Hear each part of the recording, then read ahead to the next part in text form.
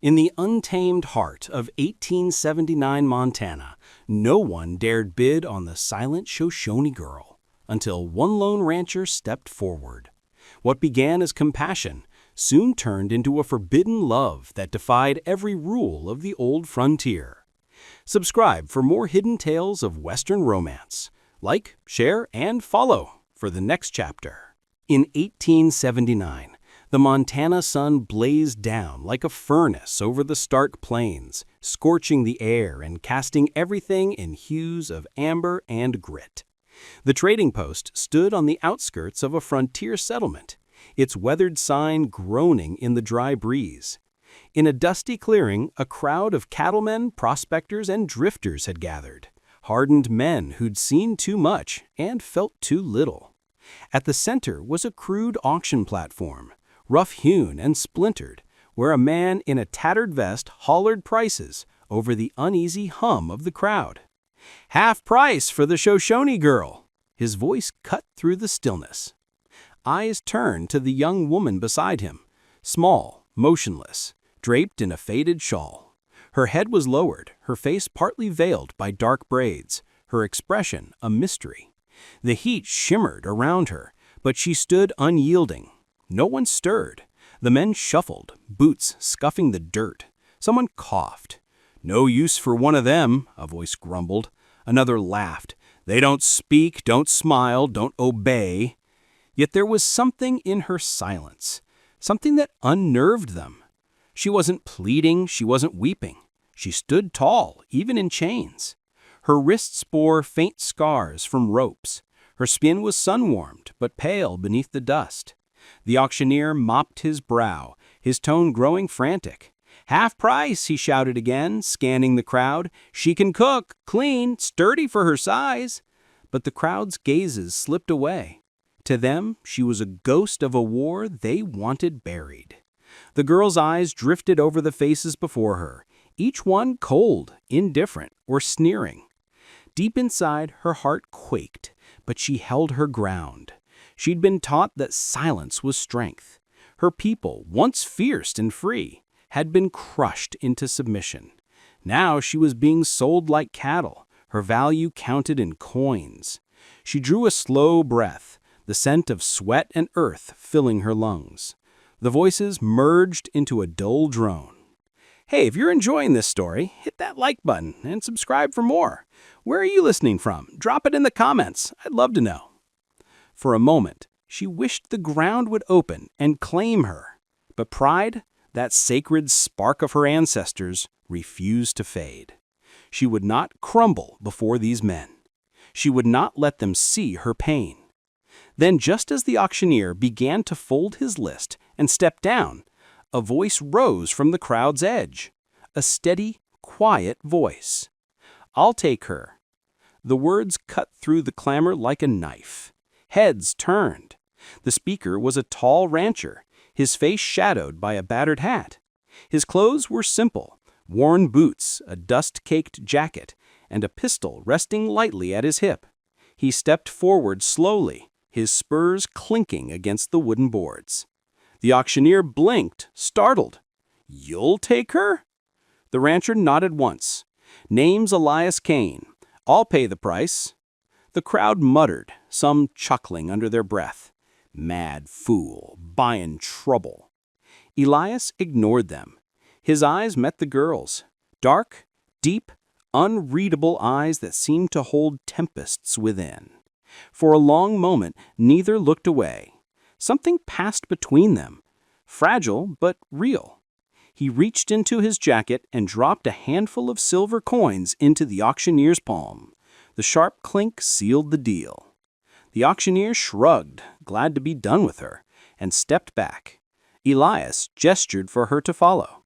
She paused, then took a careful step down from the platform, her bare feet grazing the warm earth. The crowd's stares trailed her like hounds as she passed. As they left the post, the whispers faded behind them. Elias led his horse by the reins, offering her the canteen slung on the saddle. "You thirsty?" he asked softly. She didn't answer, just studied him, then the water, before finally taking it. Her movements were delicate, precise, guarded. He watched her drink, slow, careful sips, before she handed it back. He noticed her hands trembling faintly, and said nothing. He wasn't sure why he'd stepped forward. Pity? Instinct? Or something deeper? Something he couldn't name?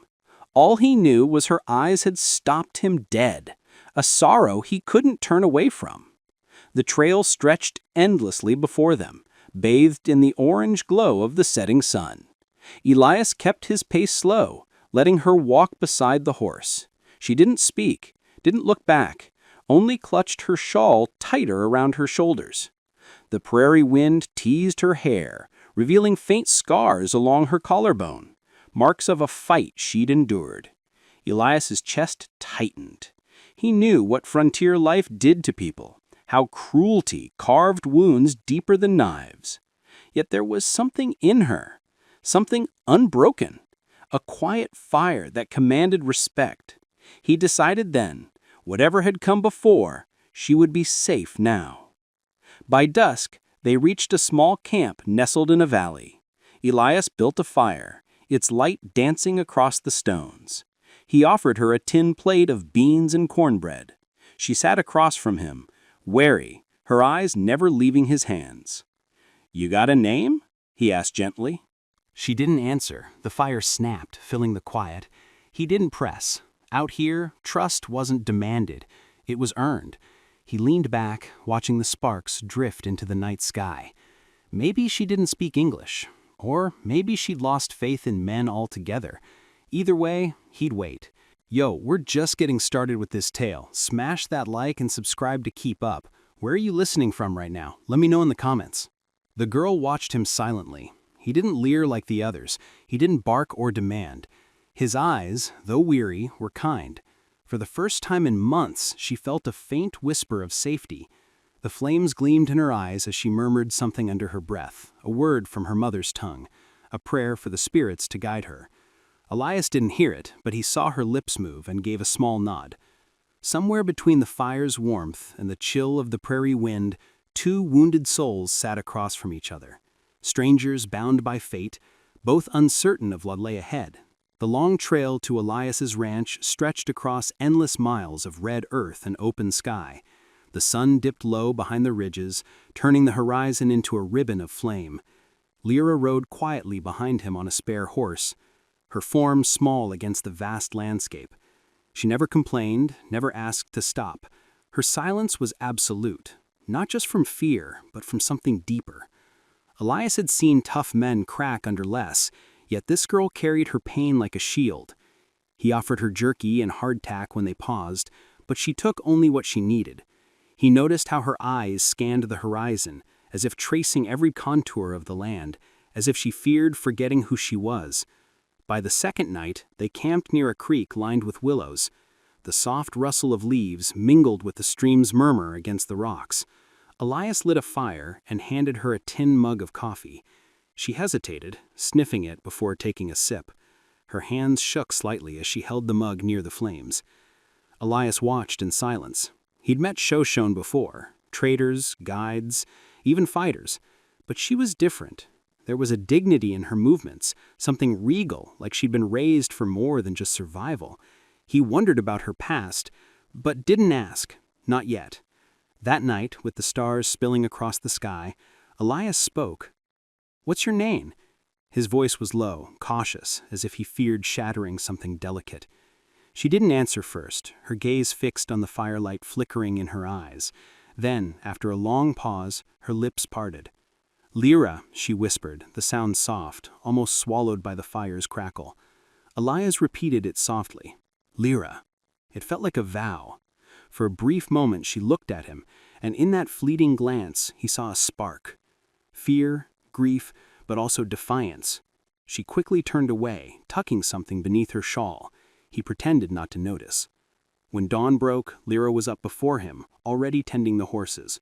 She moved with purpose, though she'd never been shown his methods. Elias watched from the fire, sipping his coffee, quietly impressed. "You've done this before," he said, half to himself. She didn't reply, but he thought he caught the ghost of a smile flicker across her lips. As the day wore on, they traveled in silence again, the land unfolding in gentle slopes and gorges.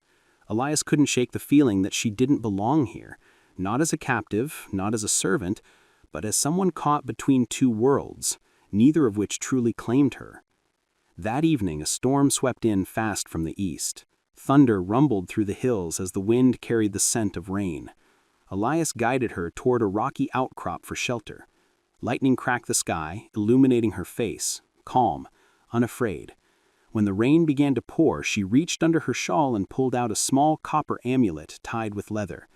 Elias leaned closer, curiosity sparking in his eyes. She held it out for him to see, a circle etched with intricate tribal patterns. "My father," she said softly. "He was a leader." The words hung heavy like the storm itself. Elias stared, stunned. "You're a chief's daughter." She nodded once, her eyes distant. "Taken, when soldiers came. They burned everything. I hid, but they found me." Elias's chest tightened. He'd heard tales of raids, of soldiers torching villages in the name of order, but to see the human toll sitting before him, it struck deeper. He looked at the amulet again, realizing it wasn't a mere trinket. It was heritage, honor, blood. "You should have been free," he murmured. Lyra's eyes met his. "No one is free," she said quietly.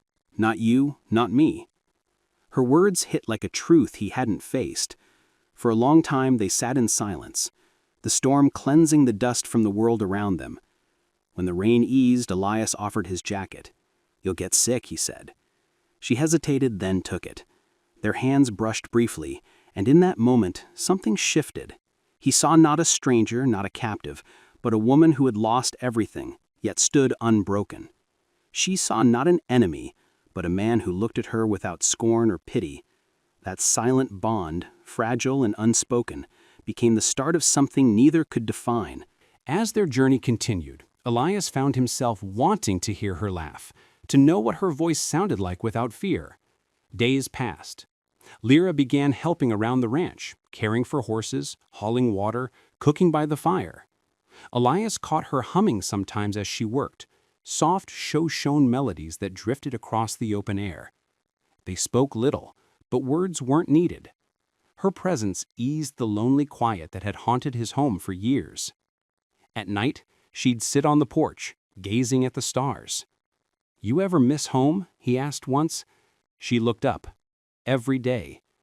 "Think you'll go back?" he pressed. She shook her head. "There's nothing left."